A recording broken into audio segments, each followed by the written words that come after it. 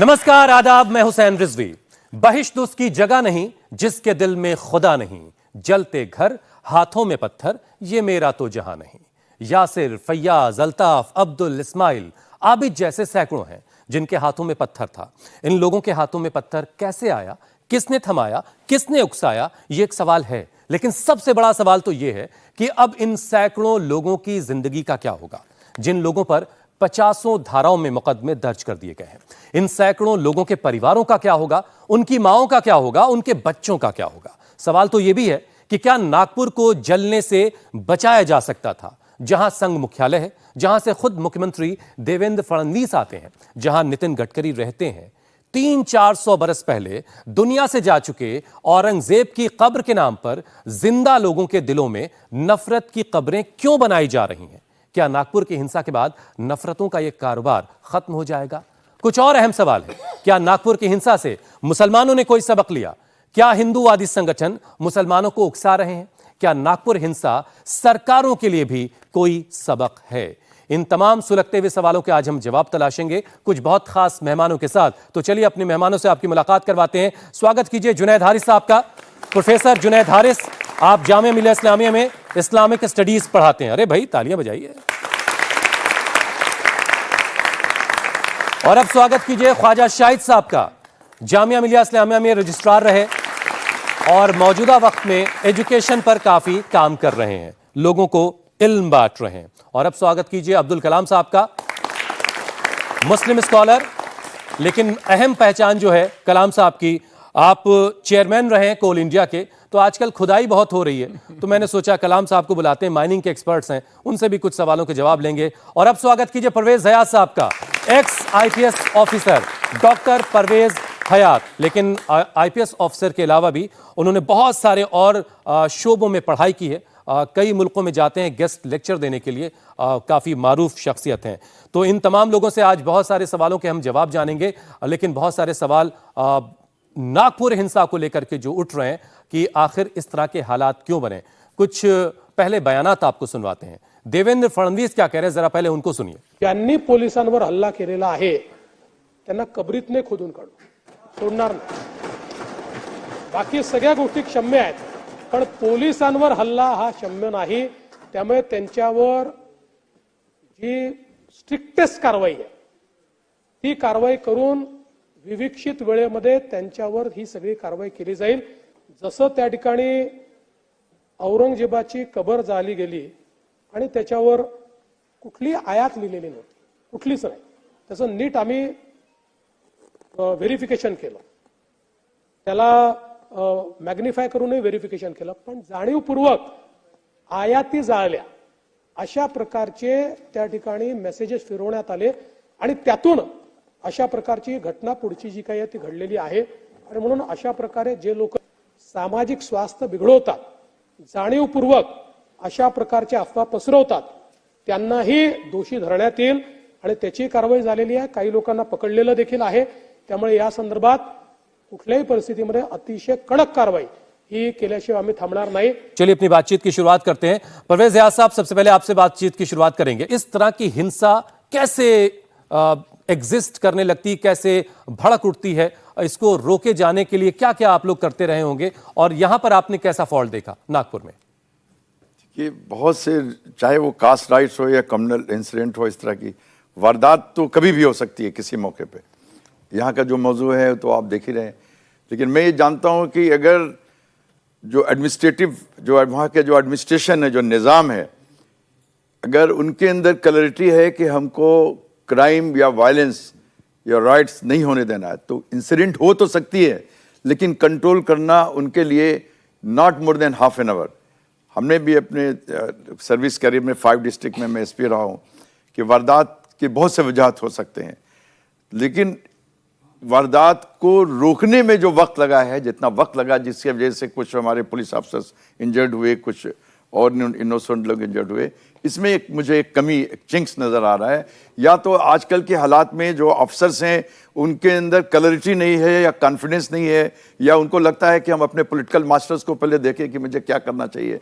Otherwise जो उनकी duty है जो पुलिस एक्ट में, तो उनके हिसाब से ये वायलेंस हो तो गया जिस रीज़न से भी हुआ हो, लेकिन उसको डील करने में वो कामयाब नहीं रहे, इसमें वक्त ज़्यादा रहा है। तो मैं वहाँ के एडमिनिस्ट्रेशन जो है उसको समझता हूं कि उन्होंने परवेज साहब, एक चीज डील नहीं समझाइए किया। कि पुलिस ये कह रही है कि हम जांच कर रहे हैं, सारे पहलुओं पर जांच कर रहे हैं, ये भी जांच कर रहे हैं कि क्या कोई प्लानिंग थी, लेकिन राजनीति की दुनिया से साफ तौर पे कह दिया जाता है कि प्लानिंग करके किया गया। साहब, अगर प्लानिंग करके किया गया तो फिर सब सवाल ये पूछ रहे होते हैं, साहब आपकी एजेंसीज क्या कर रही थी?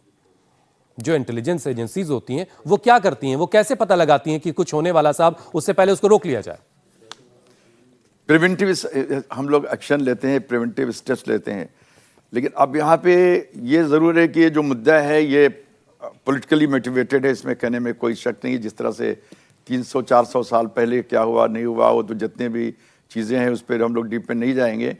कि आप देखिएगा कि बहुत छोटा सा मकबरा है, औरंगज़ेब ने आपकी उनकी ख्वाहिश थी कि साहब उनका जो मकबरा बनाया जाएगा वो बहुत मामूली होगा, इतने बड़े बादशाह का मकबरा, जो जिसने हिंदुस्तान को सबसे बड़ा मुल्क दिया, अगर they only king in the country, Indian ruler, जिसने हिंदुस्तान को सबसे बड़ा मैप दिया, इंक्लूडिंग कि वो बंगाल से कंधार तक नहीं, नॉट ओनली दे, जो मानसरोवर में जाते हैं आप तीर्थ यात्रा करने के लिए, वो भी इनके पास था, उसको भी वहाँ तक पहुँच गए थे ये। और ये पॉलिटिकल जीनियस आदमी था, लेकिन मे बी इज ए मेरी मिसअंडरस्टूड, तो वो दूसरी बात है। लेकिन अब सवाल हो रहा है कि जितने भी होता है, जब मुझे याद है कि 2 बदमाश एक डिस्ट्रिक्ट में, कास्ट राइट्स था एक, जहाँ यादव और राजपूत का, तो मुझे अपना याद आ रहा है इस इंसिडेंट को देख के कि इतने लड़के उसमें पकड़े गए दोनों तरफ के।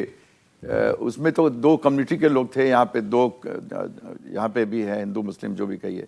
जो ये यूथ हैं, इनके बारे में जो आपने सवाल उठाया, तो ये जो करवाने वाले हैं, जो इनके पीछे जिनका मंसूबा गलत है, जिन लोगों ने इनके दिमाग में गलत चीज़ें जोड़ी, तो सबसे पहले तो उनके खिलाफ एक्शन होना चाहिए। और एडमिनिस्ट्रेशन जब हम लोग इंक्वायरी करने गए, तो मैंने एक भी लड़कों के साथ जो FIR जो हुआ, किसी के ऊपर हमने चार्जशीट नहीं किया। मुझे मालूम था कि इनके लड़के जो आप कह रहे हैं कि दंगों के बाद जो लड़के आए, आपने उन लड़कों पर FIR नहीं की? बिल्कुल नहीं किया। हमने उन लोगों पर किया कि जिन लोगों ने, जो उसके पीछे थे, जो एक कास्ट के लीडर थे, जो एक कम्युनिटी के लीडर थे, तो उन पे गहराई पे इन्वेस्टिगेशन होना चाहिए। इन लड़कों पे FIR करके, FIR हो जाना अलग चीज़ है, लेकिन चार्जशीट नहीं होनी चाहिए। क्यों चार्जशीट नहीं होनी चाहिए? क्योंकि ये जितने लड़के हैं ये सब कम उम्र के लड़के हैं, इनको कम उम्र में जज्बात में आकर के ये काम करते हैं, मोटिवेट होकर के। क्या इससे कोई सबक ले रहे हैं? क्योंकि सीधे सीधे इल्जाम ये कि मुसलमानों ने ये सब कुछ किया। जो तमाम जो FIR हुई हैं, पहली FIR को छोड़ के सारे जो आरोपी हैं वो मुसलमान। दंगाई कोई भी हो, मैं कम से कम कम्युनिटी वाइज इस चीज़ को पसंद बिल्कुल नहीं करता हूं कि उसको देखा जाए कि मुसलमान दंगाई और हिंदू दंगाई, दंगाई होता है और उसके खिलाफ कार्रवाई होनी चाहिए। ठीक है। और कार्रवाई बहरहाल जो मोहब्बत का रवैया होना चाहिए अपने शहरियों के साथ, अभी उसका जिक्र किया परवेज़ हयात साहब ने कि हमें कैसे पेश आना चाहिए नौजवान बच्चों के साथ, और ये एक बिल्कुल अलग इशू है। लेकिन किस तरह से इसे रोका जाए, इस पर बहुत जोर दिया जाना चाहिए। अफसोस की बात यह होती है कि अगर उसका नाम मुसलमान है, अगर वो कपड़े से पहचाना जाता है, अगर वो चेहरे से पहचाना जाता है, जैसे तो आपको पहचाना जा सकता है। कार्रवाई की रफ्तार अलग अंदाज से होती है। और अगर यही मामला कुछ और होता है तो कार्रवाई के अंदाज बदल जाए, ये अफसोसनाक पहलू है। मैं सवाल करता हूं कि 6 दिसंबर 1992 को जिन लोगों ने एक मस्जिद को तोड़ा था वो बहरहाल मुजरिम थे, लेकिन जिस तरीके से समाज ने उनको एक तरह से उनको इज्जत के साथ उनके पेश किया, ये बहरहाल अफसोसनाक पहलू था।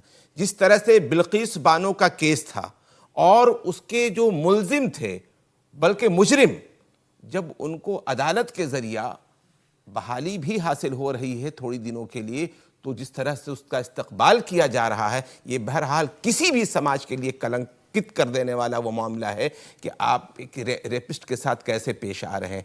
लोग भूल जाते हैं 2017 का बहुत मशहूर वाक़या है वो अफराजुल वाला, जिसको एक आदमी कत्ल करता है, जलाता है और फिर राजस्थान के अंदर वीडियो बना करके पेश करता है। उसको बाद में अवार्ड दिया जाता है, एक जमात उसको बाकायदा टिकट का ऑफर करती है ऐसे लोगों को, मुजरिमों को लेकर के। ऐसे ही बेशुमार केसेस हैं। इसी दिल्ली शहर के करीब नवाह में ये देख लीजिए, अखलाक का जो केस है उसके साथ एक खास पार्टी ने क्या रवैया अख्तियार किया कि उसको पुरास्ता अलीमुद्दीन अंसारी। बेशुमार केसेस ऐसे हैं। तो मैं ये कहता हूं कि मुजरिम होता है और मुजरिम के अंदर कम्युनिटी वाइज कुछ ना देखा जाए। जो भी समाज को दूषित करे, जो भी समाज को नुकसान पहुंचाए, उसके खिलाफ कार्रवाई हो। और इसमें कोई शक नहीं है कि नौजवानों के साथ रवैया अलग होना चाहिए और उसके पीछे जो शातिर दिमाग है उनको सख्त तरीन सजा मिलनी चाहिए।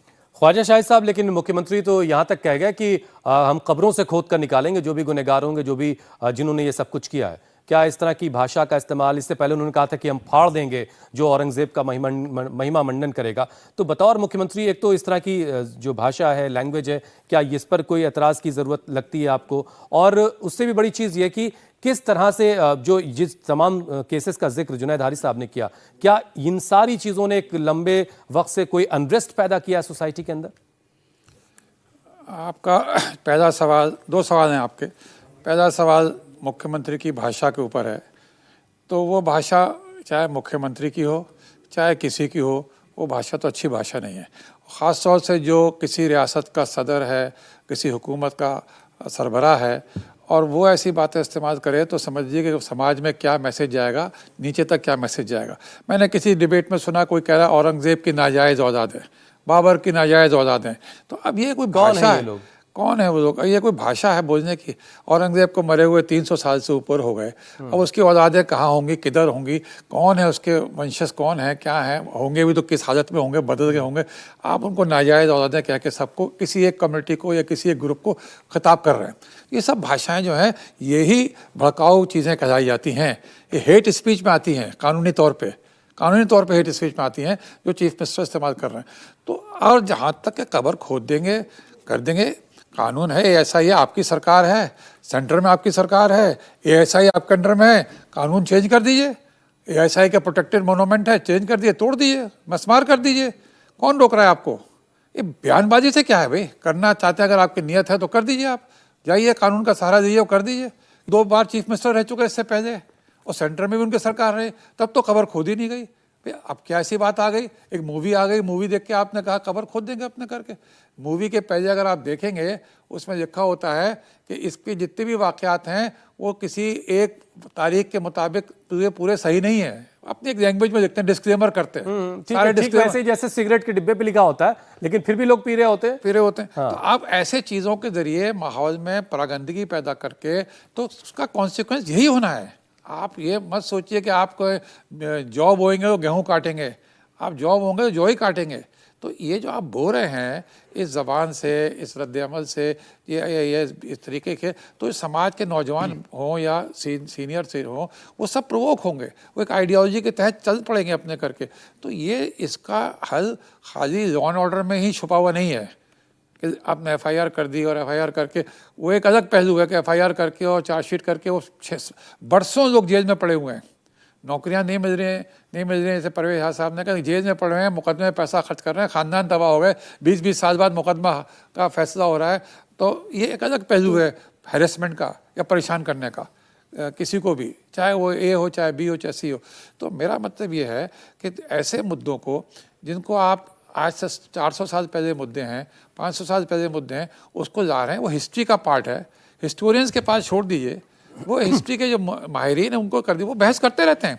कुछ औरंगजेब की तारीफ करते हैं, कुछ को बहुत बुरा कहते हैं, कुछ बहुत कट्टर कहते हैं, कोई कहते हैं उसने जजिया लगा दिया, मंदिर तोड़ दिए, कुछ कहते हैं कि साहब बड़ा टोपियाँ सीता था, वो कुरान लिख के पैसे कमाता था, उसकी बड़ी सादा बहुत सारे मंदिरों को दान किया।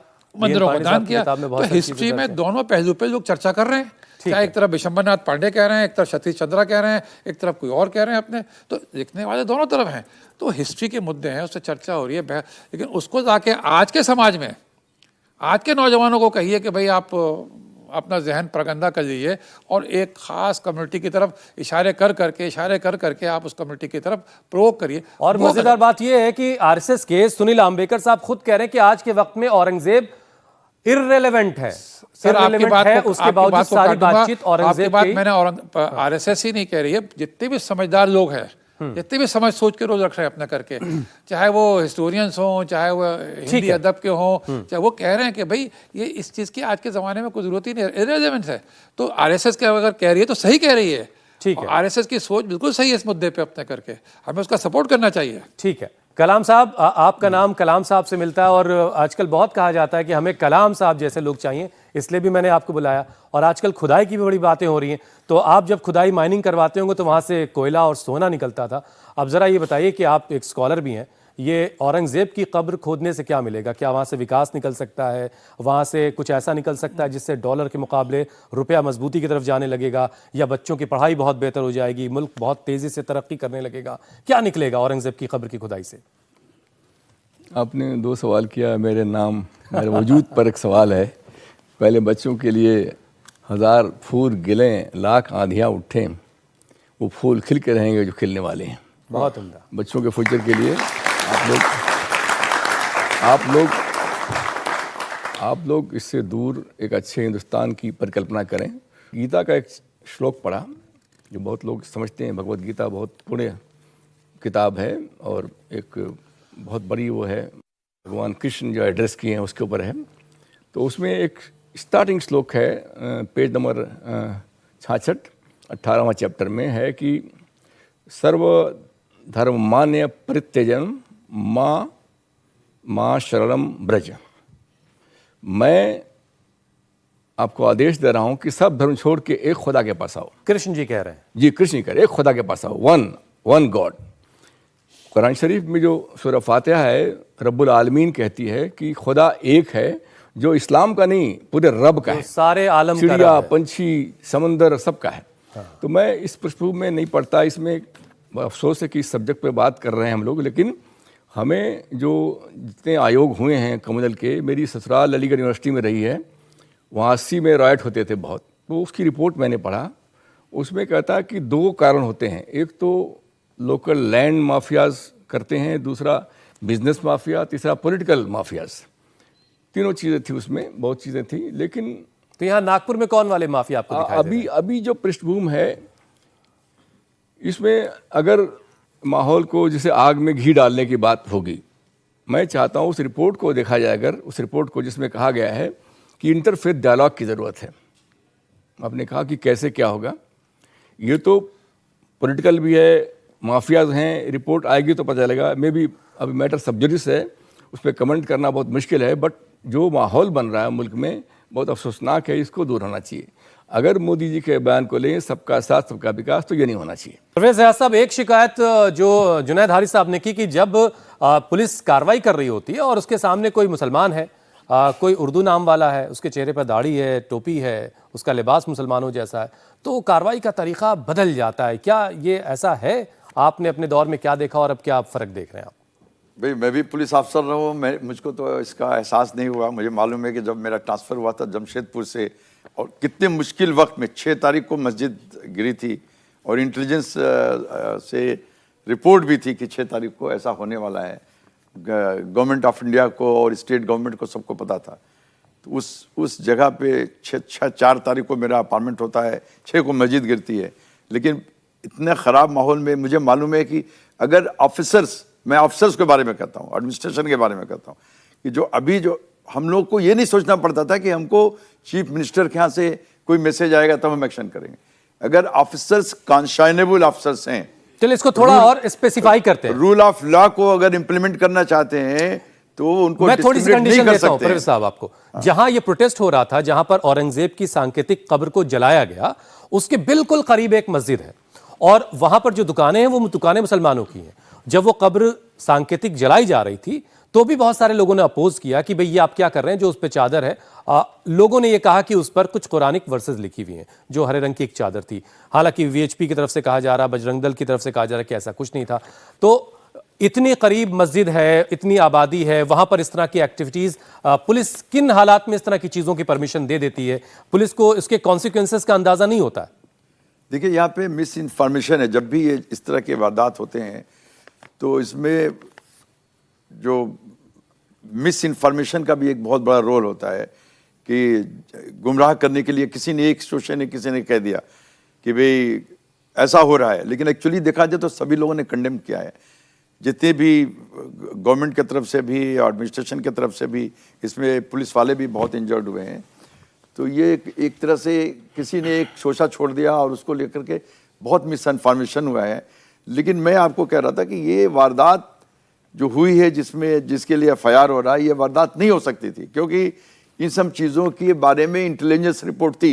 जिस तरह से इंटेलिजेंस रिपोर्ट थी कि बाबरी मस्जिद 6 तारीख को गिराई जाएगी, वहाँ से लोग मूव कर सकें, हर स्टेप के बारे में नॉलेज थी, तो नहीं कुछ है। लेकिन इसमें तो सारी इन्फॉर्मेशन थी और इतने ये स्टेज आनी ही नहीं चाहिए थी। जुनैद आरिफ साहब, एक चीज ये बताइए जरा आपकी, एक सरकारों के जो नुमाइंदे हैं उनकी तरफ से खासतौर से डेप्यूटी CM है शिंदे साहब, उन्होंने कहा कि भाई सिर्फ हिंदुओं की दुकानें और हिंदुओं के घरों पर पथराव हुआ, हिंदुओं की गाड़ियां ही आखिर क्यों जलाई गई। एक और साहब है, उन्होंने बाकायदा कहा कि वो भी कमोबेश यही बातें थी, जबकि सच्चाई बिल्कुल इससे उलट थी। मतलब कम से कम इंडिया टीवी ने अपनी एक रिपोर्ट में दिखाया कि हांसीपुरा जो एक इलाका जहां का वो जिक्र कर रहे थे, वहां पर एक गैराज है जिसमें गैराज का जो ओनर है उसकी अपनी गाड़ियां, उसके कई कस्टमर्स की गाड़ियां सब जला दी गई और कई भी गाड़ियों को नुकसान वहां पर हुआ है। तो फैक्ट कुछ है, सरकारों में बैठे लोग कुछ और बातें कह रहे हैं, तो ये तो माहौल को और खराब कर रहे हैं। बिल्कुल आपने सही कहा। असल में जो पॉलिटिकल पार्टियां हैं और जो उनके जिम्मेदारान हैं, वो वोट बैंक के हिसाब से चीज़ों को देखती हैं, एक कम्युनिटी को गिराना, एक कम्युनिटी को उठाना। अगर ऐसे वक्त में भी ये बहुत अफसोसनाक पहलू है। और मैं समझता हूं कि असल कार्रवाई तो इन जैसे लोगों के खिलाफ होनी चाहिए। मैं कुछ हकीकतों की तरफ आपकी तवज्जो दिलाना चाहता हूं। अभी जो यहाँ पर बातें हुई हैं उसकी रोशनी में सवाल ये पैदा होता है कि औरंगजेब की कब्र रहे या टूटे, इससे मुसलमानों का कुछ लेना देना नहीं है। ये मामला ईसाई गवर्नमेंट का है और जो लोग डिमांड कर रहे हैं उनका है। आप ताजमहल को तोड़ दीजिए, आप सिकंदरा में आगरा के करीब अकबर की कब्र है उसको तोड़ दीजिए, दिल्ली के अंदर हुमायूं टम्ब को तोड़ दीजिए, ये मुसलमानों का इशू है ही नहीं। आपको मुगलों से ज्यादा एनर्जी है, लाल किला को तोड़ दीजिए, ये मुसलमानों का इशू नहीं है, ये गवर्नमेंट का। सवाल ये पैदा होता है कि किसी मस्जिद के करीब सिंबॉलिक कब्र को जलाया जाना क्या माना रखता है, एक चीज, और कैसे लोग इसकी इजाजत दे देते हैं। और अब कुछ दूसरी हकीकतों की तरफ मैं आ रहा हूं। मैं मुसलमानों का सिंबल कभी भी मुगल नहीं रहे, कोई बादशाह नहीं रहा। मुसलमान अगर अपना हीरो मानता है तो APJ अब्दुल कलाम, अभी कलाम साहब यहां मौजूद हैं, इनके हम नाम मौलाना अबुल कलाम आजाद, वो भी कलाम साहब हैं। अगर आप दूसरी तरफ आने की कोशिश करेंगे तो वीर अब्दुल हमीद और ब्रिगेडियर उस्मान इन लोगों को अपना हीरो मानता है। कहां आप सिंबॉलिक वे में किसको निशाना बना रहे हैं? वहां भी नारेबाजी हुई है, औरंगजेब आलमगीर जिंदाबाद की नारेबाजी हुई वहां पर। देखिए एक चीज मैं बता दे रहा हूं कि अगर आप किसी नाम से किसी को चिढ़ाना शुरू कर देते हैं तो ऐसी सूरत में जाहिर सी बात है साइकोलॉजिकल वे में वो मजबूर होता है कि उसको रिस्पॉन्स करे। मैं इसीलिए कुछ हकीकतें आपसे शेयर कर रहा हूं। अब आप देख लीजिए, औरंगजेब, अभी तो तारीखी तौर पर ये सामने बात आई कि अशोका, विक्रमादत्त और उसके बाद औरंगजेब ने जो भारत का नया स्वरूप है, जिसे हम कह सकते हैं अखंड भारत, उसका स्वरूप अगर कहीं तलाश कर सकते हैं तो औरंगजेब क्या तलाश कर सकते हैं। ये सब सारी चीजें छोड़ दीजिए, मैं आपको बता दूं, उसने मंदिरों को ग्रांट किए, वृंदावन मंदिर को ग्रांट किया उसने, महाकालेश्वर मंदिर को ग्रांट किया उसने, सोमेश्वर मंदिर को किया, जैन मंदिरों को उसने किया है, शतरंजिया मंदिर गुजरात को किया है। यही नहीं, बेशुमार जगहों पर उसके आज तक फरमान मौजूद हैं। जो आज के दौर में इन सब चीज़ों को जाना, इसका मतलब है कि आप और टाइम में पीछे जा रहे हैं। आप वक्त को आगे नहीं बढ़ा रहे हैं, आप अपने समाज को आगे नहीं बढ़ा रहे हैं, अपने समाज को 400 साल पीछे ले जा रहे हैं, पीछे ले जा रहे हैं। ठीक, पीछे समाज जाएगा तो फिर समाज को नुकसान ही होगा ना अपने करके। जुनैद साहब जल्दी से अपनी बात रखिए। बिल्कुल, ये जो बात कह रहे हैं बिल्कुल हकीकत है कि शिवाजी महाराज की फौज में बहुत बड़ी तादाद में मुसलमान थे, और यही नहीं, ये सिलसिला शुरू से रहा है। जो लीडर इन चीफ था उनका, नहीं, वो सारी वो मुसलमान था, और औरंगजेब के जो तरफ से जो लड़ने वाले थे उसमें सारे लीडर जो है वो सब राजपूत। तारीखी हकीकत है। वो सारी चीजें तो ठीक है। जुनैद साहब ये बताइए, सवाल तो ये पूछा जा रहा ना कि ये नागपुर में हिंसा क्यों की और क्यों हुई, और ये क्या प्लानिंग के तहत की गई? एक डिवाइसिव पॉलिटिक्स है सर। अब आप बिल्कुल साफ अल्फाज में सुनना चाहें, इस मुल्क में डिवाइसिव पॉलिटिक्स का दौर चल रहा है। आप डिवाइड करिए, सत्ता में आइए। डिवाइड, आप कोई अंग्रेज डिवाइड करते थे, वो भी हिंदू मुस्लिम को डिवाइड करते थे अंग्रेज, उस देश में सत्ता में रहे। अब आज का जो दौर है उसमें भी डिवाइसिव पॉलिटिक्स हो रही है, उन्हीं से सीखा है, वही हमें छोड़ गए हैं, वो आप उनकी जगह से चला रहे हैं। आप हिंदू मुस्लिम करिए, हिंदू आपका एक वोट बैंक है, वो हिंदू जाएगा, जो उनका मुसलमान वोट बैंक होगा वो मुसलमानों को दे जाएगा। 80-20 वाला फॉर्मूला हिट है जिन्हें सब डिवाइड एंड रूल वाली बात से मैं 110% इत्तेफाक करता हूं। लेकिन अच्छी बात तो ये रही कि मंगल पांडे मेरठ से उठे और यही मुगल के आखिरी बादशाह बहादुर शाह जफर के अंडर में आजादी की लड़ाई लड़ी। और हम मुगलों को तो 1947 से अपने मुल्क को आज़ाद कराने में कामयाब हो गए, लेकिन इन लोगों ने जो मुल्क को नए सिरे से डिवाइड एंड रूल के तहत अब ये हुकूमत शुरू की है, ये नौजवान नस्ल ही की सिर्फ जिम्मेदारी नहीं, तमाम अमन पसंद शहरियों की जिम्मेदारी है कि ऐसे लोगों को डिफीट देने की कोशिश करें। ठीक है, अब हम जरा बच्चों के सवालों को शामिल कर लेते हैं। सिलसिले में अगर आप इजाजत दें तो मैं कह दूं, ये जो सिलसिला शुरू हुआ है कि मुर्दों को उखाड़ा जाए, मुर्दों को यानी पुरानी चीजों को फिर से शुरू किया जाए, ये सिलसिला कहां रुकेगा? एक तारीखी हकीकत है कि जिस वक्त अशोका के बाद उसके पोते बृहद्रथ को कत्ल किया गया तो हिंदुस्तान ही नहीं सिर्फ एक रीजनल रिलीजन नेशनल हुआ था बुद्धिज्म, और नेशनल से इंटरनेशनल हुआ था। पूरी दुनिया में आज भी उसके निशानात मौजूद हैं, लेकिन हिंदुस्तान में बौद्ध खत्म कर दिए गए, बौद्ध विहार तोड़ दिए गए, बहुत खून खराबा हुआ। क्या वो सारी की सारी चीजें उन तारीखी हकीकतों की रोशनी में उखाड़ करके उनको वापस देने की कोशिश उतना हो रही है? पीछे जाना पॉलिटिक्स को सूट नहीं जाएंगे करता आप? जितने पीछे आप चले गए। तो मैं यही तो कलाम साहब कुछ कहना चाह रहे हैं। भाई 1947 के बाद जब हमारा मुल्क आजाद हो चुका है, हमारा संविधान है, मिलजुल करके मुल्क की तरक्की देने की कोशिश करें, इन मुर्दों के पीछे हमें नहीं पड़ना चाहिए। ठीक है कलाम साहब, इशू क्या है? गवर्नेंस का इशू है, प्योरली गवर्नमेंट का इशू है। गवर्नमेंट को चाहिए कि दोनों को इत्तेफाक करे, इंटरफेथ डायलॉग करे और ये ऐसा पॉलिटिकल माहौल बनाए जिसमें आपस के भाईचारगी ख़त्म हो। हमारा मुल्क है, हमारे मुल्क में जहाँ से मैं बिलोंग करता हूँ आजमगढ़ से, मेरे मुल्क में ब्रिगेडियर उस्मान हमारे सबसे पहले कुर्बानी किए हैं इस ज़मीन के लिए, खून बहाए हैं। मैं उसी ज़मीन से बिलोंग करता हूँ। ठीक है, हमारा मुल्क है, हम इसके लिए जान देने को तैयार हैं। बट सवाल यह है कि हम लोग तफरका न पैदा करें और शायद गवर्नमेंट को चाहिए कि इसमें सामने आए और इसको दूर करे। मतलब बार बार आपसे ये ना कहा जाए कि आप पाकिस्तान चले बिल्कुल जाइए, बिल्कुल सही। ठीक है, चलिए अब हम बच्चों से कुछ बच्चों के सवाल शामिल कर लेते हैं। मैं सर ये जानना चाहता हूँ कि अगर औरंगजेब की कब्र को खुद दी जाएगी तो क्या विकास हो जाएगा हमारे देश में? क्या हमें जो लोग बेरोजगार हैं उन्हें नौकरी मिल जाएगी? और अगर औरंगजेब गलत थे तो जिन हिंदू राजाओं ने उनका साथ दिया तो वो सही कैसे हो सकते हैं? तो यहाँ पे उनकी बात क्यों नहीं होती? ठीक है जुनैद आरिफ साहब, ये बात मैंने आपके सामने मैंने रखी।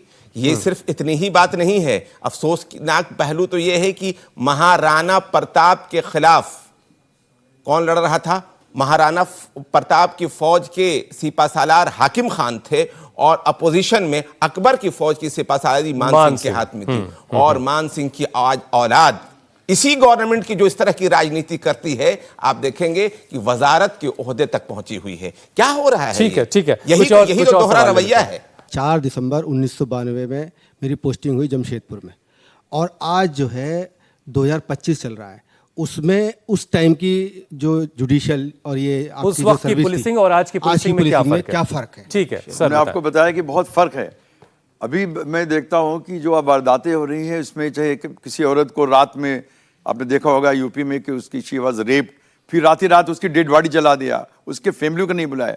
ये सब चीज़ें तो हम लोगों ने देखी नहीं है अपने ज़माने में।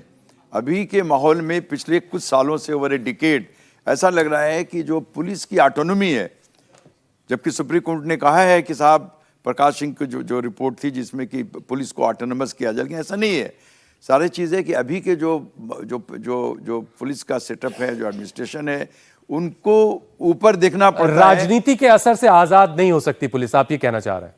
आज़ाद नहीं है, और वो देखते हैं जो वारदातें हो रही है, वारदात हो सकती हैं, बहुत से रीजन है, लेकिन वारदात को कंट्रोल नहीं कर पा रहे हैं, और जिसके वजह से, और दूसरी चीज इसमें टोटल क्रिमिनल जस्टिस सिस्टम का फेल्योर है कि हमारे बहुत से ऐसे क्राइम, आप देखिए एक लड़के पे, एक स्टूडेंट पे एक छोटा सा FIR चोरी का हो जाए साइकिल का, उसको गवर्नमेंट को नौकरी नहीं मिलेगी। लेकिन हमारे जो पॉलिटिकल लोग हैं, इसमें सारी पॉलिटिकल पार्टीज एक हो जाती है। जब मामला दिल्ली हाई कोर्ट में गया था कि साहब जिनके ऊपर भी FIR हो जाए, चार्जशीट हो जाए, कितने ऐसे केसेस हैं जिन्होंने बड़े बड़े क्राइम, रेप, मर्डर सब करने के बाद सुप्रीम कोर्ट में पॉलिटिशियन ऑफ ऑल पार्टीज उनके मामले फंसे हुए हैं। अभी देखिए 43 से 46% वो लोग हैं जिनके पीछे बहुत से बड़े बड़े केसेस हैं। वो मेंबर ऑफ पार्लियामेंट हो सकते हैं, वो चीफ मिनिस्टर हो जा रहे हैं, वो प्राइम मिनिस्टर हो सकते हैं, लेकिन हमारे स्टूडेंट के ऊपर ये क्रिमिनल जस्टिस कुल मिलाकर के पब्लिक को सोचना चाहिए कि जिन नेताओं के चक्कर में वो अपना खून बहाने में लगे हैं, छोटी सी चीज अगर हो जाए तो इनका जो है करियर, हाँ वो तो मजे काटेंगे और वो जेल की सजा काटेंगे, इस तरह के वाक्यों के बाद। तो सर मैं ये जानना चाहूंगा, जब इन सब की जानकारी इंटेलिजेंस को थी तो उन्होंने क्यों कुछ नहीं किया, उधर जाके सब सिक्योरिटी करते ताकि ये दंगे ना बढ़े। उनको तो ये पता होना चाहिए था ना कि दंगे बढ़ेंगे, आगे क्या क्या होगा। ठीक है, तुम भी अपना सवाल पूछ लो, एक साथ जवाब ले लेंगे। सवाल में जवाब है आपका, दो सवाल ले लेते हैं। आपके सवाल में जवाब मौजूद है, उनको जानकारी दी, कुछ नहीं किया। सर 400 साल पुराना मुद्दा अगर आप सॉल्व भी कर लेते हो, मैं तो ये कह रहा हूं हो गया सॉल्व, कोई फायदा नहीं होगा, क्योंकि सर हमारे पास रिसोर्सेस इनफाइनाइट तो है नहीं, हम ह्यूमंस हैं, फाइनाइट रिसोर्सेस हैं, तो सर हम अपनी एनर्जी ऐसी जगह क्यों नहीं लगाते जहां पर एक्चुअल में कुछ लोगों का भला हो, जैसे कि सर ये सब करके क्या होगा सर, मेरे को एक्चुअली में नहीं पता समझ आता। मुझे लगता है कि ये बहुत रेलेवेंट सवाल है, लेकिन लोग इसको कंसिडर नहीं करते कि किसी भी रिलीजन भी, किसी की रिलीजन, कोई भी रिलीजन गवर्नमेंट, रिलीजनिज्म में जो चल रही है, और किसी भी स्टेट की गवर्नमेंट, क्या गवर्नमेंट का ये रोल है कि वो रिलीजन में इंटरफेयर करे? क्योंकि उसका काम लॉफुल लॉ बनाना है अपने कंट्री के अगला लोगों को सवाल, protect दो सवाल करने कह के रहे लिए। थे। और दूसरा कि जो गवर्नमेंट किताबों के साथ और पढ़ाई के साथ खिलवाड़ कर रही, जैसे एनसीईआरटी को रिफ्रेश किया गया तो उसमें से मुगल हिस्ट्री हटा दी गई, तो क्या ये सही बात है? क्योंकि हम जिस कंट्री में रहते हैं हमें उस कंट्री की हिस्ट्री जानना चाहिए। History should always be transparent, हमें उसके साथ खिलवाड़ नहीं करना चाहिए। ठीक है, इन बच्चों का क्या फायदा होने वाला है? हाँ, जाहिर सी बात है कि कुछ फायदा नहीं होने वाला है, बल्कि मैं एक तारीखी हकीकत बताऊं कि स्पेन के अंदर मुसलमानों ने तकरीबन 800 साल हुकूमत की थी, और वहां पर अब मुसलमान बचे ही नहीं, बल्कि उन्होंने निकाल दिया वहां से। निकालने के बाद आज उनकी जो बाकियात हैं वो अपनी धरोहर के तौर पर उसको सजो रहे हैं, और कसरे हमरा जो मुसलमानों की यादगार है उसके लिए वो बहुत ज्यादा इंतजामात कर रहे हैं, और पूरी की पूरी जनता उनके साथ लगी हुई है। सवाल बिल्कुल अजीब सा है कि जाहिर सी बात है कि हम अपनी तारीख को नहीं भुला सकते, जो कुछ भी हिस्ट्री में गुजरा है वो हम करेंगे, देखेंगे। हम हिस्ट्री को खत्म करके क्या कर लेंगे? लॉर्ड कार्नवालिस, मैं गाजीपुर का रहने वाला हूं, लॉर्ड कार्नवालिस का वहां पे मकबरा है, अगर हम डिमांड करना शुरू कर दें कि गुलामी की निशानी, तो हमसे बड़ा बेवकूफ कौन होगा? सवाल यही है कि जो हमारी हिस्ट्री है, जो हमारी तारीख है, ये हमारी धरोहर है, चाहे वो अच्छी है या बुरी है, हम उससे सबक हासिल करते हैं, और जितना हम सजो करके रखेंगे उतनी ज्यादा हम अपनी नस्लों को सबक हासिल करवा सकते हैं, उसके जरिए हम फायदा हासिल कर सकते हैं। हम अपनी चीजों को मिटा दें, ये कहीं अक्लमंदी की बात नहीं। लेकिन इसके बावजूद मैं एक बात कह रहा हूं, अगर यही करके अगर आप हिंदू मुस्लिम इत्तेहाद और अगर देश की उन्नति का काम कर सकते हैं तो आ जाइए भाई, ये करके ही कर लीजिए। लेकिन मसला तो यही है कि जो देश के लिए करने का काम है उसे छोड़ करके हमें एक ऐसी चीज में उलझा रहे हैं जहां देश हजारों साल पीछे जाने की पूरी कगार पर खड़ा है। हयात साहब, एक आखिरी बहुत छोटा सा 1 मिनट में जवाब दीजिए। एक सवाल है, उस बच्चे का बहुत अच्छा सवाल है, उसको जरूर आप लोग समय एड्रेस करें। वो कह रहा है क्या स्टेट को मजहबी मामलात में इंटरफेयर करना चाहिए, नहीं करना चाहिए? बड़ा अच्छा सवाल है, अगर आप बताएं तो मैं ये कहूँ कि बेटा आपने जो सवाल किया है वो उसूली तौर पे बिल्कुल सही है कि इंटरफेयर नहीं करना चाहिए, बिल्कुल इंटरफेयर नहीं करना चाहिए। और सेकुलर कंट्री, सेकुलर कॉन्स्टिट्यूशन जो कहता है, यही नहीं दुनिया के जहाँ भी कहता है, पर मसला क्या है उसको आपको समझना चाहिए। यंग मैन है, आप लॉ के स्टूडेंट हैं। मसला ये है कि हमारा देश बड़ा धार्मिक देश है। हमारे धर्म जो है, हम सुबह उठते हैं तो पूजा से शुरू करते हैं, आखिर में जब सोते हैं तो पूजा से ख़त्म करते हैं। हमारे कदम कदम पे हमारा कल्चर है वो भी धार्मिक है। हमारा जो हमारी अगर घर में एंटर करते हैं तो पूजा करके एंटर करते हैं, विवाह करते हैं तो पूजा से करते हैं, तो हमारा बड़ा धार्मिक। तो इस देश में जो हमारा देश है उसमें ये मतलब नहीं होगा हम धर्म से कहीं हट जाएं, उसका मतलब सब धर्म को लेके चलो और सब धर्म को बराबर बर्ताव करो। दंगे के पीछे आप किसका दिमाग देख रहे हैं? दंगे के पीछे तो मैं बता रहा हूँ इसमें कि इंटेलिजेंस डिपार्टमेंट है, सेंट्रल गवर्नमेंट का इंटेलिजेंस डिपार्टमेंट है, स्टेट का अपना स्पेशल ब्रांच होता है, ये सारी खबर सबके पास है। लेकिन whether there is a political, whether administrative will is going to be supported by political will, that is the question. मेरा कहना है कि हमारा इश्यूज है मुल्क का, बेरोजगारी, बच्चों की अच्छी तालीम और बहुत से इश्यूज हैं, इन्फ्लेशन, ये इस पर सरकारें ध्यान दें। बनस्पत इस पर हिंदू मुस्लिम करते रहे तो ये मुल्क का इसमें अच्छा भला नहीं हो सकता है। ख्वाजा साहब एक फाइनल देखिए, कमेंट। आपने सवाल बार बार पूछा है कि इन दंगों के पीछे क्या वजह दिमाग थी, किसका है, वजह कौन क्या लोग है, करवा और उसका रहे हैं? शायद आपको जवाब मिल नहीं पा रहा है। लेकिन सवाल आपका बिल्कुल जायज़ है। और मैं आपको बताऊं, मेरी नज़र में वे दंगों के पीछे वो जहनियत है, वो आइडियोलॉजी है, वो सोच है, वो फिक्र है, वो तारीख है 100 साल की, 125 साल की, जो इस मुल्क में हिंदू मुस्लिम की नफरत फैला रही है। वो तारीख है, वो तारीख आपको वो कहीं ना कहीं फटेगी। वो नफरत जो आप बो रहे हैं वो कहीं ना कहीं बस्ट आउट होगी अपने करके। जुनैद साहब एक फाइनल कमेंट, फिर मुझे शो इस खत्म बच्चे ने जो सवाल किया था मैं उसी को आगे बढ़ा रहा हूं कि 1947 में मुल्क की आज़ादी के बाद जो हमारा संविधान तैयार हुआ और उसके अंदर हिंदू मुस्लिम सिख ईसाई सबको मिलकर के देश की उन्नति के लिए और नेशन बिल्डिंग के लिए वर्क करना था। रिलीजन इस सिलसिले में सिर्फ यही रोल अदा कर सकता था कि इसके लिए रिलीजन से हम ऊर्जा हासिल करें और नेशन बिल्डिंग के लिए वर्क करें। रिलीजन का काम यह नहीं था कि वो डिवाइड करके और अलग अलग को बढ़ोतरी की कोशिश करें। मैं बड़े खुले लफ्जों में एक बात कहना चाहता हूं, मैं शरीयत इस्लामिया को मानता हूं, लेकिन इसके बावजूद इस मुल्क के अंदर अगर कोई कहे कि इस्लामी कानून नाफिज कर दिया जाए तो मैं कहता हूं कि अकॉर्डिंग टू इस्लाम यह गलत होगा। इसलिए कि हमने अपने संविधान से को माना है और संविधान पर चलना इस वक्त शरीयत पर चलने की तरह से है। चलिए, इस प्रोग्राम को और बेहतर बनाने के लिए मुझे आपके सुझाव का इंतजार रहेगा। mail@indiatvnews.com के जरिए आप अपने सवाल मुझ तक पहुंचा सकते हैं और सीधे आप मुझसे जुड़ सकते हैं @husain के जरिए। कुछ बने या ना बने, एक अच्छा इंसान जरूर बनिए, जिसे दूसरों की तकलीफ से तकलीफ होती है, जिसे औरों के मकानों से उठते हुए शोलों में अपना घर जलता हुआ महसूस होता हो, जहां हाथों में पत्थर नहीं कलम हो और किसी गिरते हुए को संभाल लेते हो, किसी की मदद के लिए तेजी से आगे बढ़ते हो। दिलों में आह तो है ही, लोगों की जुबानों पर शिकवा भी खूब है। कुछ ना कहने से भी छिन जाता है एजाज़ सुखन, जुल्म सहने से भी जालिम की मदद होती है। बहुत बहुत शुक्रिया।